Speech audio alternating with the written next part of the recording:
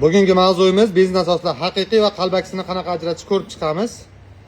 Obuna bo'lib qo'ying, inshaalloh foydali video bo'ladi. Ko'pchiligi mana ranglari bir-biriga yaqin, shuncha rangini aytayotmaymiz. Asosan yozuvlari. Mana bu ustida aldanish juda ko'p bo'ladi, chunki yozuvi ham Kafus yozuvi bor.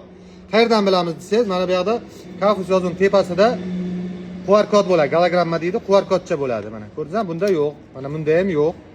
Mana bunisida ham yo'q.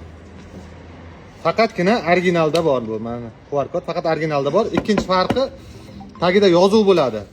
Haqiqiyda yozuv bor, qalbakida yozuv yo'q. Mana bularda ham yozuv yo'q, bunda ham yo'q.